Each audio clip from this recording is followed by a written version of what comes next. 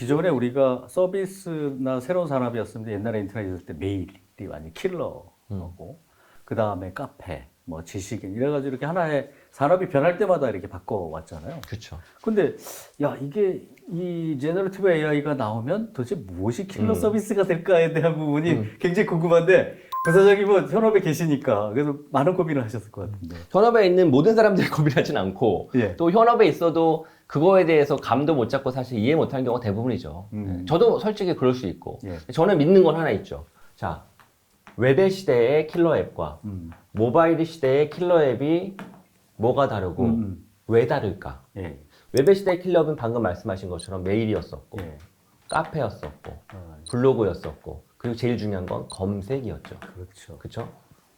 모바일 시대의 최고 킬러 앱은 SNS였었고, 예. 그렇죠? SNS 그다음에 인스턴트 메신저였었고, 그렇죠? 예. 그리고 지금처럼 내비게이션부터 교통 서비스, 모빌리티였었고, 예, 예, 다르죠. 예. 그러면 why? 왜 다르지? 다른 이유는 여기 웹에서는 없던 게 모바일에 있었기 때문이거든요. 예. 뭐가 있었지? 1번 위치 정보를 확인할 수 있는 GPS가 있고 여기는 없어요. 예. 그다음 2번 센서들에 대한. 그렇죠. 2번 늘 움직이며 쓸 수 있는 무선이 장점이었었고 3번 개인의 인증 이거는 인증하려면 공인인증서 쓰이고 날려야 되는데 이거는 그렇죠. 그냥 그냥 지문인식이 인증. 하잖아요. 이 세 가지 덕분에 이런 게 가능해진 거죠. 예. 왜? 모빌리티만 해도 결제가 자동으로 연동돼서 되잖아요. 배달의 민족 같은 거 내 위치 확인해서 바로 되는 거잖아요. 예. 더 중요한 건 SNS, 메신저 이런 게 뜬 것 중에 하나가 네 번째가 있네요. 주소록. 주소록 있으니까 친한 친구 다 해가지고 다 연동된 거잖아요. 그렇죠. 그래서 잘 된 거잖아요. 게임도 그렇게 해서 그렇죠. 적이 있고. 자, 그러면 지금 했던 AGI 시대는 예, 그 궁금합니다. AGI 시대는 뭘까?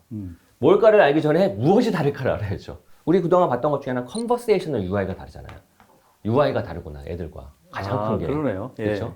예. 두 번째, UI만 다른 게 아니라 핵심은 무엇인가 생성하는구나. 이게 다르죠. 이 두 가지가 다른. 이 두 가지 다른 걸 가지고 무엇을 제공할 수 있을까? 즉, 대화를 할 줄 아네, 내 말로. 내 말을 찰떡같이 알아듣고. 예. 그리고 그걸 기반으로 무엇인가 만들어낼 수 있구나. 구성할 수 있구나. 저는 가장 큰 게 에이전트라고 봐요. 에이전트. 자비스. 아, 진짜. 예. 제가 생각하는 이해합니다. 예, 이 AGI 시대의 킬러 앱은 자비스예요. 어우, 나를 진짜 잘 알고 내 마음을 알고 헤아리고 내가 외롭고 할 때 혹은 내가 사고 싶은 거 할 때 바로바로 알려주는구나. 상담 혹은 친구이자 선생이자 모든 걸 나한테 옆에서 붙어서 계속 지원해주는 든든한 나의 조력자구나. 저는 그래서 네. 지금 말씀 들어보니까 그렇구나라고 하는 걸 느꼈는데 제가 이제 새로운 무엇인가 나올 때마다 항상 적용하는 게 뭐냐면 웹에 있어서의 CPND. 딱이네. 그 다음에 모바일에서 있어 CPND. 그 다음에 AI에 있어서의 CPND. 그러니까 이게 잘 감이 안 들어와요. 네네. 그럼 이제 부사장님 생각하실 때 이런 새로운 생태계가 생기게 되면 우리가 CNDP든 CPND든 간에 네. 따지게 되는데 네. 그걸 이렇게 구별해 주실 수 있어요? 프레임이죠. 그러니까 프레임. 우리가 예. 어떤 현상을 이해할 때 어떤 관점으로 이해하느냐가 제일 중요한데 예. 그 프레임인데 제가 생각하는 AGI 시대의 가장 중요한 프레임은 첫 번째는 엔진인 것 같아요. 엔진, LLM 엔진. 그냥 모든 건 결국 엔진의 성능이 좋아야지 그런 서비스가 가능하니까. 예. 첫 번째는 엔진인 것 같고 두 번째는 UI인 것 같습니다. 컨버세이션 UI, 멀티모달 인터페이스. 두 번째는 UI이고 세 번째는 그걸 기반으로 만들어지는 서비스인 것 같아요. 그리고 여기서 이 엔진을 더욱더 고도화해주는데 핵심이 결국 데이터라고 그랬잖아요. 예. 그래서 정리하면 기존과 달라진 건 아까 이제 CPND 말씀하셨는데 하부 구조에 여기는 데이터가 있고 예. 그 다음에 LLM이 있고 그 다음에 컨버세이셔널 UI가 있고 CUI 그리고 킬러 앱 서비스가 있는 거죠. 그래서 이런 구도가 AGI 시대를 이해하는 프레임이 아닌가 싶습니다. 그러니까 이게 결국은 약간 바뀌었어도 그 어떤 틀은 유지하면서 새로운 것들이 이렇게 그렇죠. 만들어지는 예. 거예요. 컨텐츠는 빠지긴 했죠. 예. 네트워크도 빠지긴 했고 사실 이 그림에서는. 이런 것들이 이렇게 봤을 때는 지금 말씀한 콘텐츠는 뭐 일단 기업도 만들어내지만 개인도 만들어. 제가 어디서 보니까 2025년 이후에는 전에 말씀드린 대로 이게 그 10% 20%가 기계가 만드는 기계가 AI가 만드는 만드는. 거라고 하니 네. 콘텐츠에 대한 부분은 저는 걱정을 안 하는데 네. 이게 네트워크도 사실은 뭐 5G, 6G에 대한 부분도 있고 네. 하는 부분인데 아까 디바이스도 걱정이 안 되거든요. 네네. 그래서 플랫폼을 누가 잡느냐에 대한 부분도 굉장히 사실은 궁금하긴 한데 아까 네. 말씀드렸듯이 마이크로소프트나 구글이냐 챗GPT도 있어요. 오픈 AI냐. 예, 오픈 AI도 있고 그렇죠. 이제 그거에 대한 관전 포인트가 상당히 좀 그러니까요. 이제 재밌겠네요. 예, 저도 예. 그래서 과연 마이크로소프트가 엣지 브라우저 기반으로 슈퍼앱 전략을 추구하고 있거든요. 근데 오픈 AI도 심지어 챗GPT 기반으로 슈퍼앱 전략을 추구하고 있네. 그리고 말씀처럼 이미 기존의 강자인 빅테크 기업인 구글과 네이버가 놓지 않기 위해서 이미 LLM 엔진도 가지고 있으니까 이걸 기반으로 어떤 슈퍼앱 전략을 펼칠지도 관심이고, 근데 마지막은 듣도 보지도 못했던 새로운 서비스 기업 혹은 새로운 또 인터넷 기업이 등장을 해서 아까와 같은 에이전트가 됐든 뭐가 됐든 그걸로 할지도 관전 포인트라 네 군데가 싸우고 있는 거죠. 지금 막 이렇게 마이크로소프트의 빌 게이츠가 예전에 한 이야기가 자기는 대기업은 무섭지 않은데 차고에서 무슨 일이 일어날지 굉장히 자기는 궁금하다. 지금 수백 개가 있을 것 같아요. 수천 그러니까 개가 이 있고. 챗GPT, 이 LLM 이 생성 AI가 나오면서 생각지도 않은 어딘가의 차고에서 그렇죠. 뭐 우리나라는 반지하라고 얘기를 하더라고요. 네. 아니면 옥탑방이라고 얘기를 하는데 네. 그런 그 스타트업들이 정말 새로운 기회를 갖는 거에 대해서는 정말 대단한. 그렇죠. 그런 것도 큰 기회고, 또 다른 편으로 아까 이야기한 것처럼 우리의 전통 기업들, 이미 사업을 하고 계시는 분들, 꼭 IT가 아닌 분들도 이 시대를 어떻게 대응할 것인가, 어떻게 이런 기술을 활용해서 대고객 서비스, 우리 프로덕트를 어떻게 개선할 것인가, 아니면 새로운 형태의 BM을 한번 만들어 볼 것인가, 그런 꿈도 꿔야 되겠죠. 아까 부사장님께서 이제 에이전트 말씀하시고 초개인화된 경험이 이제 이런 LLM을 통해서 가능하다고 말씀하셨는데, 지금 제조사들이 실제 제로 파티 데이터, 고객들의 진짜 데이터, 자신의 취향을 드러내는 그런 데이터를 많이 모으고 있잖아요. 네. 자, 그럼 제조사 입장에서는 그런 데이터를 활용해서 그 고객에 맞는 에이전트를 만들든지 어떤 특화된 서비스를 통해서 초개인화된, 그러니까 단순하게 그 고객만을 위한 어떤 서비스뿐 아니라 그 고객의 상황에 따른 여러 가지 서비스들, 고객의 맥락에 따른 여러 가지 서비스들, 이것도 가능할 것 같고, 특히 유통회사 같은 경우는 더더욱 이제 에이전트를 통한 어떤 저는 특화된 서비스가 가능할 것 같은데 어떤 게 가능할까요? 아니 뭐 다 가능하죠. 다 가능하죠. 즉 고객의 컨텍스트를 잘 파악해서, 컨텍스트라 하면 지금 어디에 있고 어떤 생각이고 뭘 하고 있고, 그리고 기존 데이터, 기존의 수많은 데이터를 분석하건데 어떤 상황이어서 야 이걸 적절하게 서제스트하게 되면 옳다구나, 어떤 액션이 가능하겠구나 라고 하는 서비스를 구현하는 건 단말을 소유하고 있는 제조사도 가능할 거고, 수많은 통신망 통해 가지고 데이터를 확보하고 있는 통신사도 가능할 거고, 혹은 금융사도 가능할 거고, 유통사도 비록 반쪽짜리 데이터지만 유통 정보를 가지고 할 수도 있으니까 유통사도 가능하고, 포털도 다 가능하죠. 단 쪼개져 있기 때문에 잘 통합할 필요가 있고, 누군가가 잘 통합해야지 그런 콘텍스트가 정교할 거 아니에요. 두 번째, 가지고 있어도 구슬이 서말이라도 깨워야 되잖아요. 이 서비스를 제공하려면, 아니 제조사가 서비스 제공한 경험이 있나? 서비스라고 하는 건 이 콘텍스트 따라서 액션이 얼마나 다양해요. 아, 병원을 보내야 되겠구나. 아, 아니다. 택시를 불러줘야 되겠구나. 아, 아니다. 아, 어떤 상품을 추천해줘야 되겠구나. 얼마나 다양하냐고요. 이런 다양한 액션을 취할 수 있는 서비스는 본인들이 소유할 수 없거든요. 그럼 외부에 있는 서비스를 연계를 시켜야 될 거 아니에요. 그걸 가리켜 뭐라고 하죠? 플랫폼. 생태계를 구축한다고 하죠. 근데 플랫폼 생태계 구축이 얼마나 어려운지 알잖아요. 그걸 기존에 있었던 전통 기업이 잘할 수 있느냐? 어렵다고요. 단, 못하느냐? 그렇진 않죠. 그러려면 잘할 수 있는 역량과 그런 고민과 준비를 해야죠. 그래서 모든 기업이 전 다 가능하다고 생각합니다. 단, 잘할 수는 없죠. 잘하려면 뼈를 깎는 노력이 필요하죠. 그럼 그게 에이전트 형태로 가능할까요? 네. 에이전트 형태로 가능해요. 왜? 자비스는 모든 걸 다 해주잖아요. 내가 그냥 즉각 말하면 나를 알아듣고 내 상황에 맞는 형태의 서비스를 즉각 대령해주잖아요. 그런 자비스와 같은 에이전트가 LLM 기술 덕분에 한층 가깝게 다가온 게 맞죠. 그래서 에이전트가 저는 킬러앱이라고 생각하고, LLM 시대에, AGI 시대에. 결국은 이렇게 프론트에 있는 부분이 어떻게 보면 UI UX하고 거의 그 맞닥뜨릴 수 있는 이야기네요. 그렇죠. 자, 지금 보면 챗GPT는 에이전트 같지 않아요. 왜 그렇죠? 페르소나가 없잖아요. 나를 알아주는 건지, 우선 기술적으로 나를 알아주진 않아요. 대화창 통해 가지고 그냥 무미건조하게 챗봇처럼 이야기만 해주는 거지, 감성을 가지고 있는 것 같지도 않고, 또 나를 알아주고 친근하게 대하는 것 같지 않거든요. 이루다는 좀 친근하게 대하는 것 같죠. 왜 이루다는 친근하게 대하는 것 같아요? LLM 기술이 안 좋은데? 페르소나가 있잖아요. 20대 여성. 근데 20대 여성의 페르소나는 상징적으로 있는 것이지, 말투에서 있는 것이지 얼굴로 보여주거나 아바타로 보여지진 않아요. 그렇죠. 10년 전에 페이스북, 카카오톡의 모습과 지금을 상상해 보세요. 어마어마하게 바뀌었잖아요. 챗GPT의 모습도 엄청 바뀌겠죠, 앞으로. 아바타가 나올 수도 있고, 각자 아바타가 다 다를 수도 있어요. 내가 바라보는 게. 그렇지 않겠어요? 예. 그 기존에 있는 기술들이 붙게 되면 정말 그 개인에게 맞는 그럼요. 어떤 것들이 그럼요. 나오겠네요. 그러니까 말투만 그런 게 아니라 데이터가 인입되고 얘의 형태도 그렇고 모든 게 다 바뀌는 거죠. 그런 면에서는 준비가 많이 돼 있지 않냐. 우리가 메타버스를 하면서도 뭐 그럼 아바타에 맞아요. 대한 맞아요. 아니면 검색을 하면서 창에 대한 뭐 이런 것들이 보면 충분히 그런 것들을 발전시킬 만한 요소들이 준비가 돼 있다라고 하는 부분이죠. 단 그런 구슬을 잘 꿰어야죠. 제가 또 다른 말씀을 드리면은 최근에 들어와서 예. 그 메타버스의 열기가 이렇게 좀 가라앉으면서 사실 같이 등장한 게 이제 웹3에 대한 이야기였는데 네. 이 웹3와 생성 AI에 대한 부분이 뭔가 매치가 되지 않는 듯한 느낌이 이렇게 나서 네. 그럼 한쪽이 물러나고 새로운 것이 떴느냐 아니면 두 개가 어떻게 잘 조화를 이룰 거냐에 대한 부분도 굉장히 중요한 네. 이슈 중에 하나인데 그 부분은 뭐 같이 둘 다를 해보셨으니까 네네. 웹3는 기술이 아니에요. 웹3는 예. 공정과 분배라고 하는 새로운 인터넷 가치 철학입니다. 철학이죠. 가치에 대한 예, 거예요. 예. 예.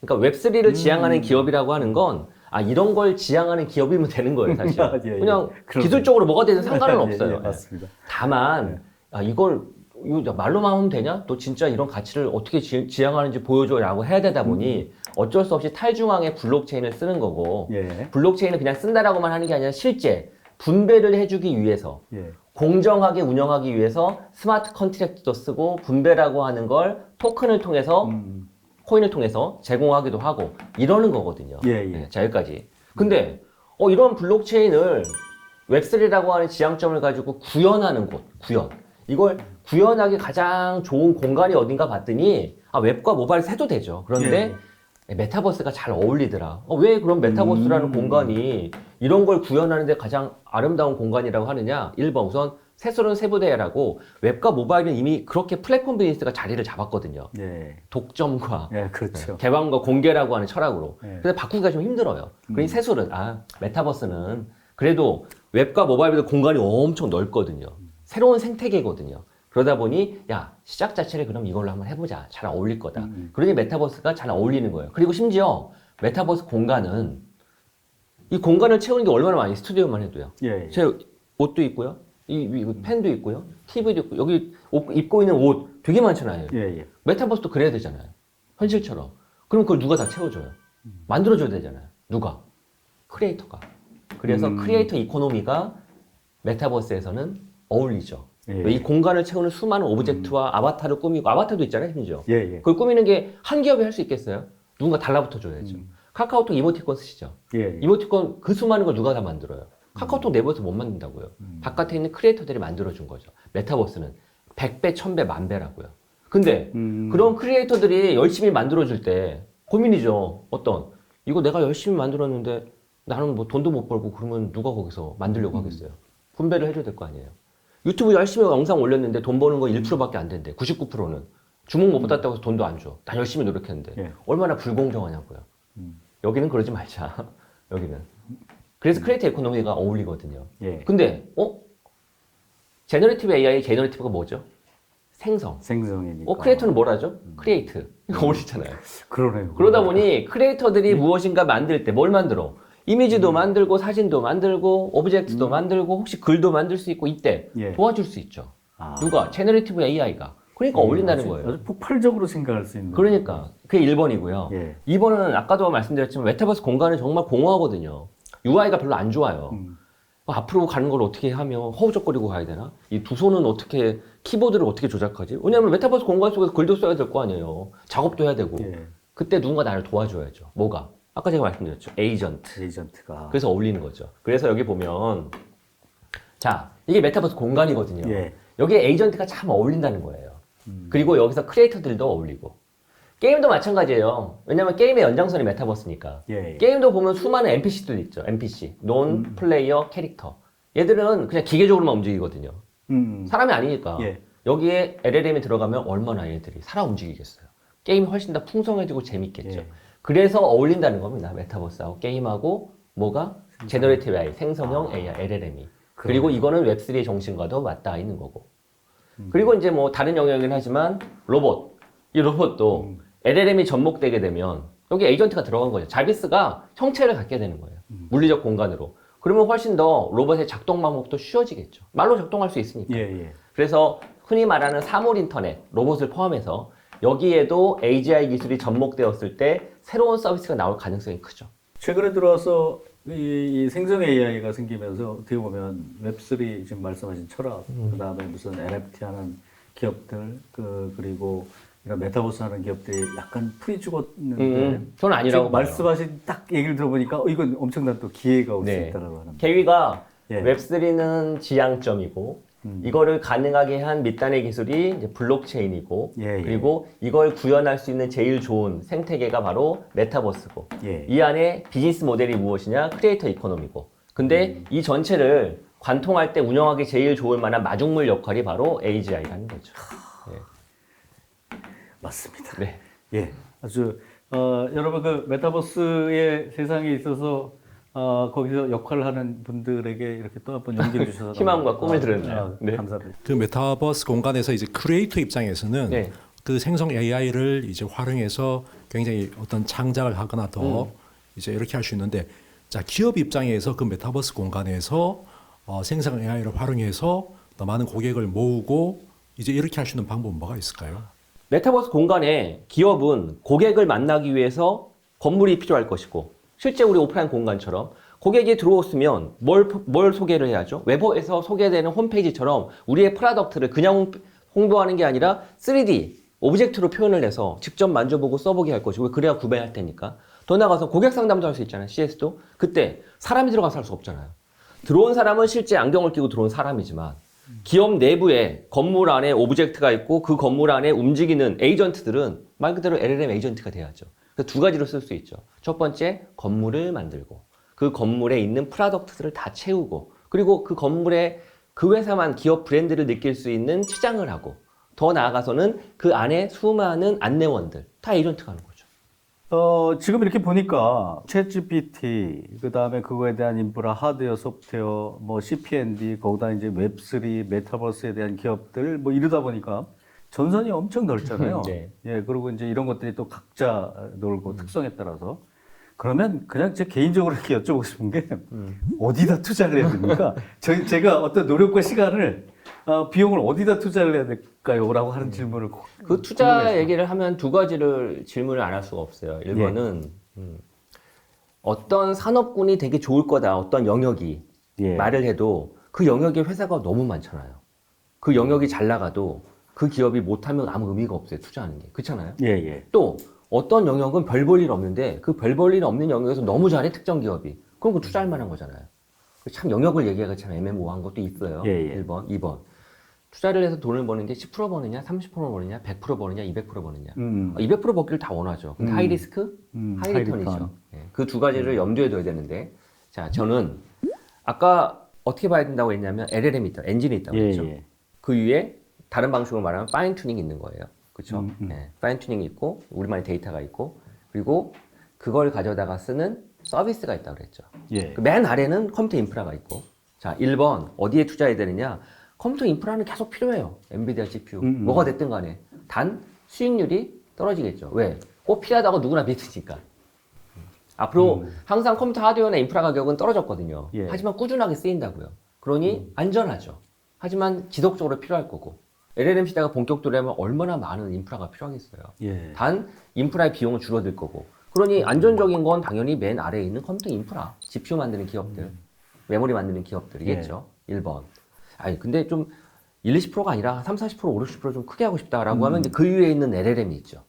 LLM. 예. 근데 LLM도 두 개로 나뉜다고요. 소타 LLM이 있고 진짜 버티컬 LLM이 있고 예. 소타 LLM은 당연히 잘 할 수 있는 기업이 몇 군데 없거니와 이미 다 성장을 했다고요. 오픈 AI 같은 회사는 돈도 아무나 받지도 않거니와 이미 너무 성장했다고요. 그러면 소타 LLM과 같은 그냥 기업용 LLM 만들 수 있는 또 크고 작은 솔루션 기업들이 있을 거 아니에요. 거기가 오히려 나올 수 있죠. 다만 이제 기업들이 이제 실제 그걸 잘하느냐 못하느냐 다른 문제고. 예. 그래서 두 번째는 LLM 레벨이 있는 거예요. 예, 예. 그리고 맨 마지막이 이제 가장 어려운 서비스가 있죠. 킬러 앱. 누가 잘할 것이냐. 어떤 킬러 앱을 누가 잘 만들 수 있을 것이냐. 아까와 같은 에이전트 앱이 됐든 뭐가 됐든 간에. 그 영역을 이제 많은 스타트업들이 막 나오고 있죠. 마치 10년 전에 카카오톡처럼 20년 전에 네이버나 다음처럼. 그런 데를 이제 잘 살펴봐야죠. 그리고 이제 맨 마지막이 이제 솔루션 기업들이죠. 데이터나 파인 튜닝 오퍼레이션 해주고 이런 데들 있죠. 그런 기업들이 있죠. 제가 질문을 드리면서도 우문이다. 어디에 투자를 해야 될까? 근데 현답을 얘기해 주시니까 정말 질문 자체가 사실은 그렇게 많은 영역에서 말씀하신 대로 이게 몇 %의 수익이 올 것이냐에 따라서 다를 것 같고, 예, 말씀 잘 해주셨고요. 지금 저희가 챗GPT에 대한 기업들, 어떤 기업들이 어떤 생태계를 이룰 것인가에 대한 부분, 그리고 기업에 대한 대처, 그런 것들에 대한 전선, 이런 것들에 대한 이야기를 쭉 드렸습니다.